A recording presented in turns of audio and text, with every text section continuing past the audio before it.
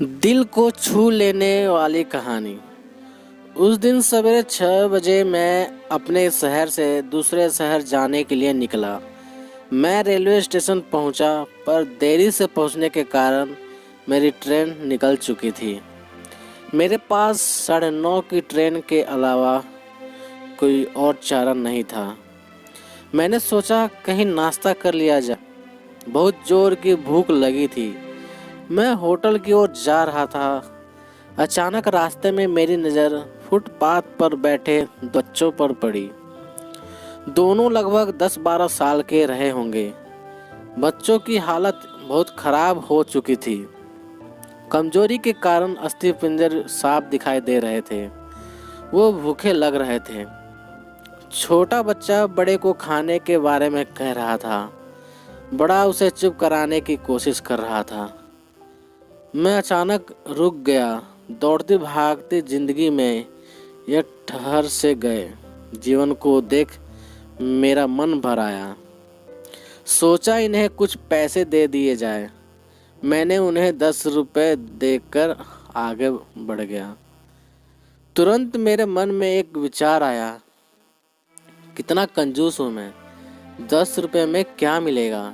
चाय तक ढंग से नहीं मिलेगी। स्वयं पर शर्म आई, फिर वापस लौटा।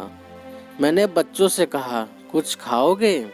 बच्चे थोड़े असमंजस में पड़े। मैंने कहा, बेटा मैं नाश्ता करने जा रहा हूँ, तुम भी कर लो।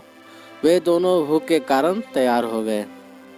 उनके कपड़े गंदे होने से होटल वाले ने डांट दिया और भगाने लगा।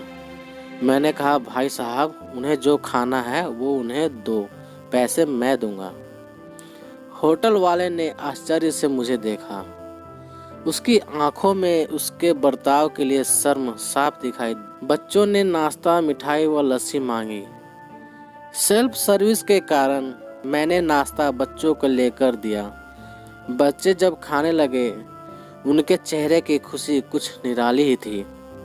मैंने बच्चों को कहा, बेटा अब जो मैंने तुम्हें पैसे दिए हैं उसमें 1 रुपए का शैम्पू लेकर हैंडपंप के पास नहा लेना और फिर दोपहर शाम का खाना पास के मंदिर में चलने वाले लंगर में खा लेना। और मैं नाश्ते के पैसे देकर फिर अपनी दौड़ती दिनचर्या की ओर बढ़ निकला। वहाँ आस पास के लोग बड़े सम्मान के साथ देख रहे थे। होटल वाले के शब्द आदर से परिवर्तित हो चुके थे। मैं स्टेशन की ओर निकला। थोड़ा मन भारी लग रहा था।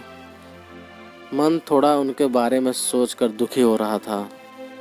रास्ते में मंदिर आया। मैंने मंदिर की ओर देखा और कहा, हे भगवान आप कहाँ हो? इन बच्चों की ये हालत, ये भूख, आप कैसे चुप बैठ सकते हो? दूसरे ही क्षण मेरे मन में विचार आया, पुत्र अभी तक जो उन्हें नाश्ता दे रहा था वो कौन था? क्या तुम्हें लगता है तुमने वह सब अपनी सोच से किया? मैं स्तब्ध हो गया। मेरे सारे प्रश्न समाप्त हो गए। ऐसा लगा जैसे मैंने ईश्वर से बात की हो। मुझे समझ आ चुका था हम निमित्त मात्र हैं उसके कार्यकलाप के। वो महान है। भगवान हमें किसी की मदद करने तब ही भेजता है जब वह हमें उस काम के लायक समझता है। किसी की मदद को मना करना वैसा ही है जैसे भगवान के काम को मना करना। अतः आपको कोई भूखा या लाचार मिले या आपसे कुछ खाने के लिए मांगे तो आप अपनी सामर्थ्य अनुसार मदद जरूर करें, क्योंकि स्वयं भगवान ने आपको इस काम के लिए चुना है। चलिए आज की सुहानी सुबह का शुभारंभ करें कुछ इसी संकल्प के साथ कि भिक्षावृत्ति को हम बढ़ावा ना दें, लेकिन अशक्त, लाचार और भूखे की मदद हम जरूर करें। दोस्तों आशा करता हूँ ये कहानी आप लोगों को पसंद आई होगी। यदि कहानी पसंद आए तो लाइक करें, शेयर करें और चैनल पर नए हो तो सब्सक्राइब करें। तो ठीक है दोस्तों, मिलते हैं एक नई कहानी के साथ। तब तक लिए जय हिंद, वंदे मातरम।